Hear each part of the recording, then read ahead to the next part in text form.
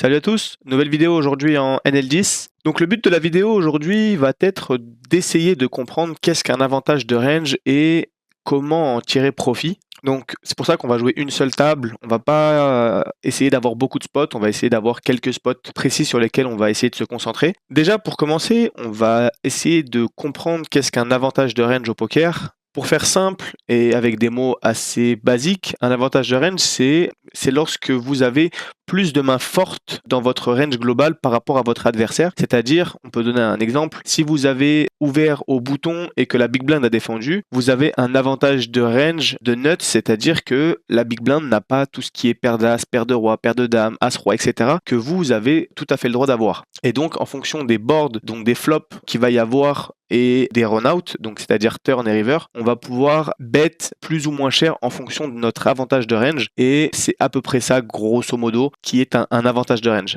Donc on est directement parti sur les tables et on se retrouve pour le premier spot.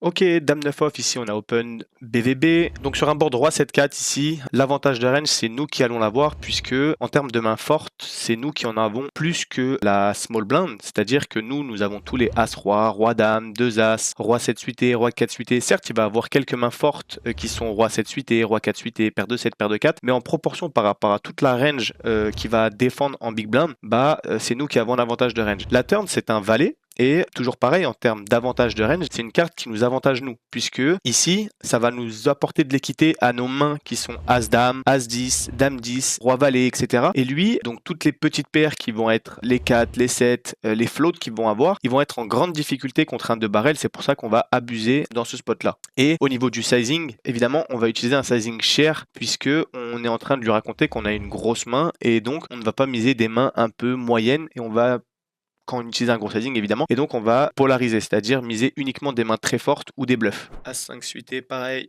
ok, sur un board SI, contre le call de hijack ici, sur les boards SI, théoriquement, bon ça c'est pas forcément en termes d'avantage de range, mais vous êtes censé quand même pas mal ces bêtes à très haute fréquence avec un sizing plutôt small, donc c'est ce qu'on va faire. Ici le but c'est de faire continuer toutes les paires, les backdoors à cœur, etc. Et puis nous ça nous permet de miser une très grande partie de notre range, et on est très content de prendre le pot quand on est en bluff, on a un très bon risque reward. Ok, roi 7-3, on a open dame 7 suité, ici si on compare la range de boutons par rapport à la range de big blind, ici on a un très gros avantage de range, et c'est pour ça que de manière générale les boards king high, vous allez les c-bet à très haute fréquence, et du coup quand on c-bet à très haute fréquence on va utiliser un sizing plutôt small, donc chose qu'on va faire ici. Ici certes vilain a des mains fortes dans sa range, 7-7, 3-3, roi 7 suité, roi 3 suité, mais encore une fois en termes de comparaison globale à toutes les mains qu'il va défendre, il a beaucoup moins de nuts dans sa range plutôt que moi qui vais avoir tous les as-roi, roi-dame, paire d'as, etc.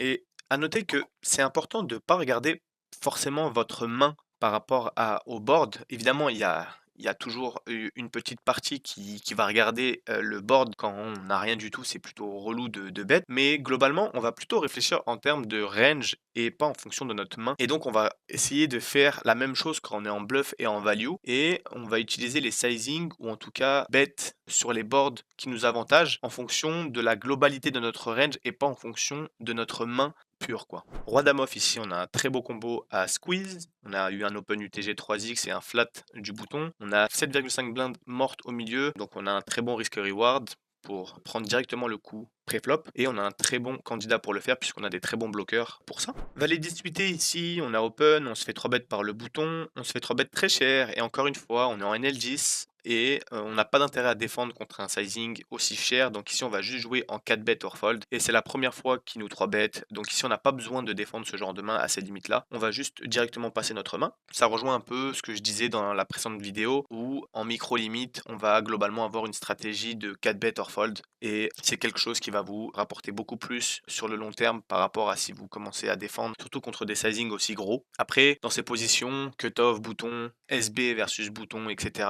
Bon, SB versus bouton, on n'est pas hors de position, mais cutoff versus bouton, à la rigueur, c'est peut-être le seul spot où on va commencer un peu à défendre versus des 3 bêtes, mais maintenant, contre un 3 bêtes aussi cher ici, on va pas défendre. Ok, on va faire un dernier tour de table en espérant avoir un dernier spot. Le but étant de ne pas faire une vidéo trop longue avec beaucoup de spots ni quoi que ce soit. Le but c'est juste de vraiment introduire qu'est-ce qu'un avantage de range et de voir déjà si ce type de vidéo vous plaît. Et puis évidemment en faire d'autres par la suite. Mais le but c'est vraiment de pas vous en mettre, enfin de vous faire chauffer le crâne ni quoi que ce soit. Donc peut-être un dernier spot avec As-Dame suité et ça sera déjà bien pour cette vidéo. Toujours pas? Ok, bon, on va attendre le dernier spot et puis on arrêtera la vidéo. On va pas quitter la table à la prochaine Big Blind, on va juste essayer d'attendre le prochain spot. Roi Dame off, c'est peut-être le spot.